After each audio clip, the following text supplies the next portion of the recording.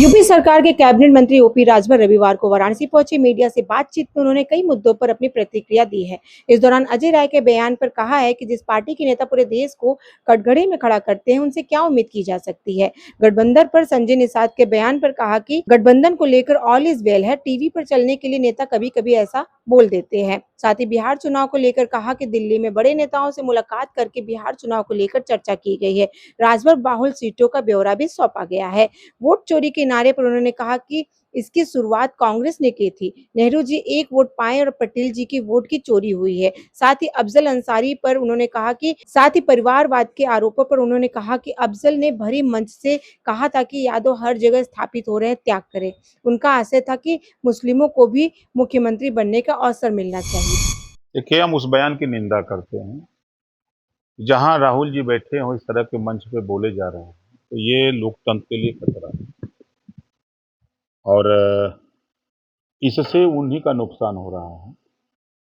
जो लोग मन में सपना सजोए हैं, उस सपने में ये बयान हवा निकालने का काम कर रहे हैं। देखिए, जिस पार्टी के नेता पूरे देश को कटघरे में खड़ा कर रहे हों, जिस देश के नेता चुनाव आयोग पर विश्वास नहीं है और उसी चुनाव आयोग के सामने गिड़गिड़ा रहे हैं, एक तरफ विश्वास नहीं है, दूसरी तरफ उसी चुनाव आयोग के नियम के तहत चुनाव लड़ने के लिए घूम रहे हैं। उस पार्टी के नेता से क्या उम्मीद की जा सकती है, जब जिस पार्टी का नेता पूरे देश को कटघरे में खड़ा करता है, पूरे देश को बदनाम करने के लिए विदेशों में जाकर के भाषा बोला करते हैं, तो उस पार्टी के नेता तो कुछ भी कह सकते हैं। देखिए, गठबंधन ऑल इज वेल, आपकी टीवी चले, नेता दिखें, दोनों का एक बहुत चोली दामन का संबंध है।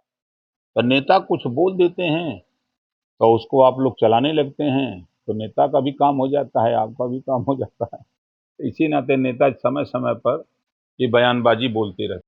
कहाँ हिम्मत मिलता ना, कहाँ बाबू होता तो वो दो पूड़ी लेता कैसा भाई भी। आप देखिए, 14 हारे, 17 हारे, 19 हारे, 22 हारे, 24 हारे, हार का रिकॉर्ड बनाते जा रहे हैं और जा रहे हैं मगध जीतने।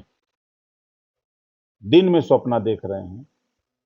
ये अखिलेश यादव जी जहां जाते हैं वहां भारतीय जनता पार्टी को ताकत देते हैं। उदाहरण के तौर पर उत्तराखंड गए बाई इलेक्शन में, यहीं अजय राय जी का बयान आया कि समाजवादी पार्टी की वजह से हम हारे। काफी सुर्खियों में रहा ये बयान।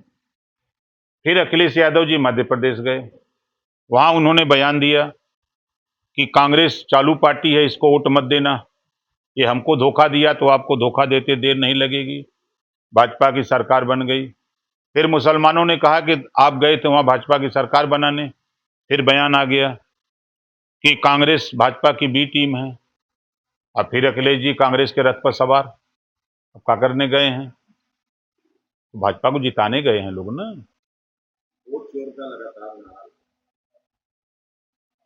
देखिए, वोट चोरी तो कांग्रेस ने शुरू की।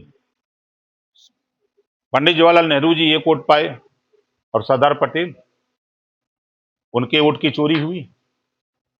1952 में बाबा साहब डॉक्टर अम्बेडकर जी महाराष्ट्र में चुनाव लड़े लोकसभा, 78,000 वोट की चोरी कांग्रेस ने किया, जिसका एफिडेविट बाबा साहब डॉक्टर अम्बेडकर जी ने चुनाव आयोग को दिया। आपके बनारस से हम आते हैं, श्यामलाल यादव कांग्रेस के प्रत्याशी थे, मैसेज मिला कि चुनाव हार गए, तो मतपेटी जो थी उसको गंगा जी में डाल दिया, चोरी करके मतपेटी रख दी गई। जब मछुआरे मछली मारने गए तो जाल डाले तो वो मछली के नाम पर मतपेटी निकलने लगी। ये सब लोग जान रहे हैं। तो चोरी का काम तो कांग्रेस ने किया है और आज वो चोरी का आरोप अगर लगा रही है तो उनको ज्ञान होना चाहिए कि कांग्रेस की रीजिंग में भारतीय जनता पार्टी ने 282 सीट जीती और आज उस भारतीय जनता पार्टी एनडीए की सरकार में उनका अगर आरोप है तो 240 पर क्यों रह गए? ये नहीं सोच रहे हैं? ये झूठ बोलने की मशीन बन गए हैं लोग। देखिए, माननीय अफजल अंसारी जी बड़े नेता हैं, उनका एक बयान बहुत मजेदार है कि प्रधनियों समाजवादियों के लोग लड़ी हैं। तो खुल कर उन्होंने कहा कि प्रधनियों यादव लड़ी हैं, क्षेत्र पंचायत प्रधान वो लड़ी हैं यादव जी, प्रमुख यादव जी बनी है, जिला पंचायत सदस्य यादव जी बनी है, एमएलए यादव जी बनी है, मुख्यमंत्रियों यादव जी बार बार बनी है। इशारा उन्होंने किया था कि मुसलमान का भी नंबर आवे कि ना आवे, इशारा बड़ा तगड़ा था। अब बताइए, उन्होंने कहा ना कि राजभर कहाँ जाएगा, चौहान बिंद केवट मल्लाह कहाँ जाएगा, नाई गुण कुम्हार लोहार कहाँ जाएगा, आरक अर्घवंशी बंजारा बहेलिया, इनको भी तो मौका दो। हाली साहब चुनाव तुम ही लड़ोगे तो कैसे तुम सरकार बनाओगे? बहुत बढ़िया बयान उन्होंने दिया था।